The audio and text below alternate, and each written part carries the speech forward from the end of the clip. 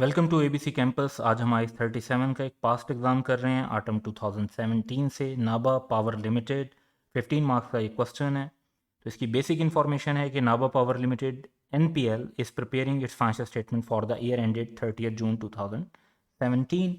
Following issues are under consideration.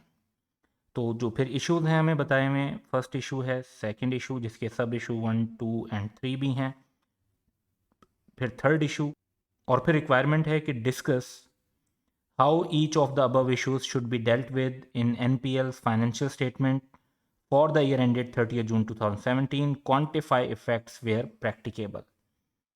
So one by one इसमें से हर issue को हम डिस्कस करेंगे और उसकी जो ट्रीटमेंट है उसको डिस्कस करेंगे। जहां क्वांटिफिकेशन करनी होगी वो भी हम साथ के साथ बताते जाएंगे।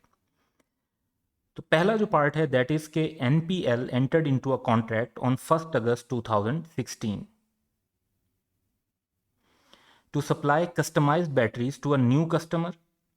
As per the terms of agreement, NPL is required to deliver 50,000 batteries at the end of each month from December 2016 to September 2017. So यहाँ पर अगर हम देखें जो हमारा ईयर एंड है दैट इज़ 30 जून 2017, तो ये हमारे करंट ईयर से आगे तक जा रहा है, 3 मंथ्स आगे तक। तो जून के बाद जुलाई, अगस्त एंड सितंबर के 3 मंथ्स इसके अंदर कवर हो रहे हैं। At a consideration of ₹15 million per month, penalty for each late delivery और cancellation of the contract would be ₹5 million and ₹20 million respectively. यानी अगर लेट डिलीवरी करते हैं तो 5 मिलियन की पेनल्टी है, और अगर कॉन्ट्रैक्ट को कैंसिल करते हैं तो 20 मिलियन की पेनल्टी है।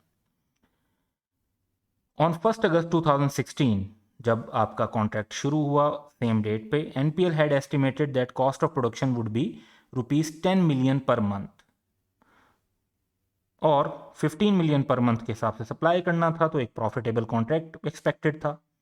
However cost of production increased subsequently, बाद में कॉस्ट बढ़ गई। Despite the increase in the cost of production, NPL made timely deliveries till May 2017 at a total cost of 99 million, which means कि आपने 6 deliveries जो हैं वो 99 मिलियन की कॉस्ट पर कर दी। हालांकि इन 6 डिलीवरीज पर जो आपकी कॉस्ट 99 मिलियन आ रही है, जो आपका रेवेन्यू है वो 90 है। तो 9 मिलियन का लॉस आपको हो चुका है, लेकिन वो लॉस जो हो चुका है वो ऑलरेडी आप रिकॉर्ड भी कर चुके होंगे, तो उसको अब ईयर एंड पर उसकी प्रोविजन वगैरह रिकॉर्ड करने की ज़रूरत एज सच नहीं है। ये 9 मिलियन का एक सेपरेट लॉस है जो रिकॉर्ड हो चुका है।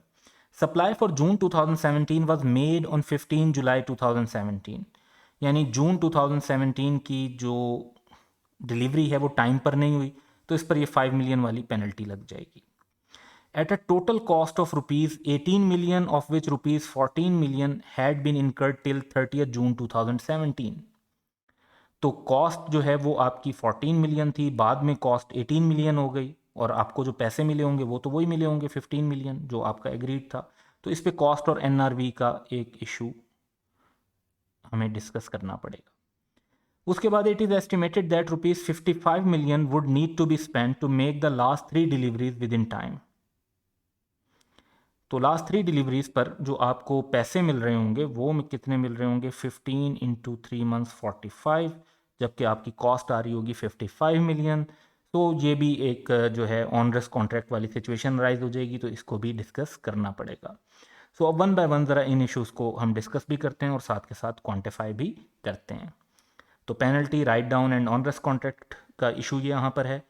तो सबसे पहले जो सप्लाई है फॉर जून 2017 वो 15 डेज़ के डिले से हुई है, और as per term of contract आपको पेनल्टी पे करनी पड़ेगी, उसकी प्रोविजन रिकग्नाइज करनी चाहिए। ये एक एडजस्टिंग इवेंट है, और 5 मिलियन की पेनल्टी हम क्वांटिफाई कर सकते हैं, क्वेश्चन में ये गिवन है। दूसरी बात यह है कि जो कॉस्ट इनकर्ड हुई है इसी इन्वेंट्री पर, जो हमने जून में हमारे पास इन्वेंट्री थी लेकिन हमने डिलीवर जुलाई की 15th को की है, तो कॉस्ट इनकर्ड जो थी वो 14 मिलियन थी। This is are cost is higher than the NRV of inventory. NRV जो है वो 11 मिलियन है। 11 मिलियन कैसे? क्योंकि 15 मिलियन की सेलिंग प्राइस है और 4 million future cost and cost of completion है। फ्यूचर कॉस्ट कैसे पता चली हमें, क्योंकि यहाँ बताया हुआ है कि 14 की कॉस्ट लग चुकी थी और बाद में टोटल कॉस्ट 18 की लगी, तो इन दोनों का जो डिफरेंस है 18 और 14 का, ये 4 मिलियन की फर्दर कॉस्ट ऑफ कंप्लीशन है। तो आपकी जो कॉस्ट है वो 14 मिलियन है और एनआरवी जो है वो 11 मिलियन है। तो जब राइट डाउन करेंगे एनआरवी पे तो 3 मिलियन का ये एक राइट डाउन टू एनआरवी का लॉस भी रिकॉर्ड होगा। तो ये इसकी क्वांटिफिकेशन हो गई। उसके बाद आ जाते हैं अगले 3 महीने की डिलीवरीज के मामले पे। तो उसमें आपका नज़र आ रहा है कि जी कॉस्ट बढ़ रही है जबकि जो रेवेन्यू होगा वो कम होगा, बेनिफिट्स कम होंगे। तो जब अनअवॉइडेबल कॉस्ट एक्सीड हो जाती हैं बेनिफिट से तो that is called onerous contract. तो इस सिचुएशन को अगर डिस्कस करते हैं, since estimated cost of 55 million which would need to be spend is more than the total revenue of rupees 45 million for last 3 deliveries the contract is considered as onerous and the provision should be made at rupees 10 million, that is the lower of cost of fulfilling it। जो आप उसको पूरा करते हैं तो 10 million 55 और 45 का difference, और पेनल्टी अगर आपको जो देनी पड़ेगी वो फिर आप अगर नहीं पूरी करते तो 20 मिलियन की पेनल्टी है। तो 20 मिलियन और 10 मिलियन में से ऑब्वियसली 10 मिलियन लोअर है, तो 10 मिलियन की ही क्वांटिफिकेशन हम यहाँ पर डिस्कस कर देते हैं। अब टोटल एक्सपेंस अगर हम इस तरीके से देखें जो हमारा बनना चाहिए तो वो बन जाता है 18.5 का बनेगा पेनल्टी से, 3 का राइट डाउन और 10 का जो ऑनरेस कॉन्ट्रैक्ट की वजह से फ्यूचर 3 डिलीवरीज की वजह से अराइज हो रहा है। सेकेंड पार्ट, ऑन 15 मई 2017 यानी ईयर एंड से पहले an explosion occurred at one of NPL's factories. Several claims were filed by affected employees against NPL. The details are as under. तो इवेंट ईयर एंड से पहले हो चुका है, तो इवेंट इज ऑफ बेसिकली जो बाद में इंफॉर्मेशन मिल रही होगी वो एडजस्टिंग इवेंट कंसीडर होगी, तो अकॉर्डिंगली हम इसको डील करेंगे। So 7 injured employees made claims before 30th June 2017 and further 3 injured employees lodged claim in July 2017। तो क्लेम चाहे ईयर एंड से पहले फाइल हुआ हो चाहे ईयर एंड के बाद फाइल हुआ हो, वो अब हमारा एडजस्टिंग इवेंट होगा। According to NPL's legal advisor, the probability that NPL would be determined to be negligent is 80%। तो प्रोबेबल है कि हमें पैसे देने पड़ेंगे। If NPL is found negligent, जो कि प्रोबेबल है, the estimated average cost of each payout will be ₹1 million। So basically इसमें 7 एम्प्लॉइज इनको भी पेमेंट करनी होगी और 3 जो फर्दर बाद में क्लेम्स आए इनको भी करनी होगी। Additional 4 employees made claims before 30th June 2017 seeking compensation for the stress rather than any injury caused to them. If these claims succeed, the legal advisor is of the view that the estimated average cost of each payout would be rupees 0.7 million. However, according to the legal advisor, the chance that these employees will succeed is 30%। तो ये probable नहीं है, just इसके possibility है। For that reason हम यहाँ पर contingent liability record disclose करेंगे और फर्स्ट जो सिनेरियो उसमें प्रोविजन रिकग्नाइज करेंगे। 80% ऑफ ऑल सच पे outs are recoverable according to the terms of insurance policy. तो ये इसकी रीइंबर्समेंट डिस्कस हो रही है, जिसमें जहां हम प्रोविजन रिकग्नाइज कर रहे हैं तो वो रिकवरेबल हैं। इसका मतलब है कि प्रोबेबल है कि हमें पैसे मिल जाएंगे, तो इसका हम फिर कंटीजेंट एसेट डिस्क्लोज कर देंगे। सो इस पे जो अब यानी कंटीजेंट लाइबिलिटी से रिलेटेड कंटीजेंट एसेट डिस्क्लोज हो सकता है और प्रोविजन से रिलेटेड जो है हम रीइंबर्समेंट को भी डिस्कस कर सकते हैं, अज्यूमिंग दैट कि हमारी जो इंश्योरेंस है वो क्लियर कट है, तो फिर वर्चुअली सर्टन की सूरत में हम उस रीइंबर्समेंट को एक सेपरेट एसेट के तौर पर रिकॉर्ड कर रहे होंगे। सो अब इन इश्यूज़ को ज़रा 1 बाय 1 डिस्कस करते हैं। First of all, As on 30th June 2017, NPL should recognize a provision for 10 injured employees। अब 10 हमने किस तरह से लिए, 7 जिन्होंने ईयर एंड से पहले क्लेम किया, 3 जिन्होंने ईयर एंड के बाद क्लेम किया। Because at reporting date there is present obligation respect of past event, injuries already explosion जो ईयर एंड से पहले हुआ था उसकी वजह से हो चुकी थी। NPL lawyers estimate the probability of NPL being declared negligent is 80%, जो कि प्रोबेबल को इंडिकेट करता है। Therefore provision should be made for total पे आउट ऑफ ₹10 मिलियन। ये क्वांटिफिकेशन है कि 1 million for each employ, 10 employees into 1 million, ₹10 million. अब बात करते हैं हम ये जो थर्ड पॉइंट है रीइंबर्समेंट का, इससे related. According to terms of insurance policy 80% amount recoverable है और इसका मतलब है कि वर्चुअली सर्टन है कि अगर क्लियर कट पॉलिसी है। तो अकॉर्डिंग टू IS 37 हमें एक सेपरेट एसेट रिकॉर्ड करना चाहिए 8 मिलियन का। स्टेटमेंट ऑफ कम्प्रिहेंसिव इनकम में हम नेट अमाउंट भी शो कर सकते हैं कि जी 10 मिलियन हम पे करेंगे और 8 मिलियन हमें रिसीव होंगे, तो हम वहाँ पर नेट एक्सपेंस ऑफ 2 मिलियन भी शो कर सकते हैं। उसके बाद आ जाता है हमारा ये सेकंड इशू जिसमें स्ट्रेस के लिए बात हो रही है। तो इसमें क्योंकि चांसेस जो हैं वो प्रोबेबल नहीं है, तो हम कंटीजेंट लाइबिलिटी डिस्क्लोज करेंगे। As per legal advisor there is only 30% chance that the claim lodged against the company for undue stress will succeed, so payment of ₹2.8 million is possible, not present obligation. Consequently, provision is not required and NPL should disclose this amount as contingent liability, giving brief description of the event and estimate of financial effect. तो इसकी जो है हम contingent liability disclose करेंगे और इससे related जो reimbursement के chances भी हैं उनको भी हम डिस्कस कर सकते हैं कि जी ये अगर अमाउंट हमें पे करनी भी पड़ी तो इसमें से 80% जो है वो इंश्योरेंस कंपनी से हमें मिल जाएगी। सो ये बी पार्ट हो गया। Next is C part. On 1st November 2016, a new law was introduced requiring all factories to install specialized safety equipment within 5 months. तो नवंबर में ये लॉ आया और नवंबर, दिसंबर, जनवरी, फरवरी, मार्च, तो मार्च एंड तक इसका मतलब है कि हमें इंस्टॉलेशन करनी थी। The equipment costing ₹15 million was ordered in Feb 2017 to be installed by 30th April 2017. However, the supplier delayed installation till 31st July 2017.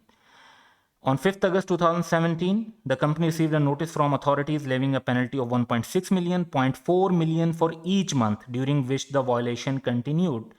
It is probable that this penalty will be recovered from the supplier.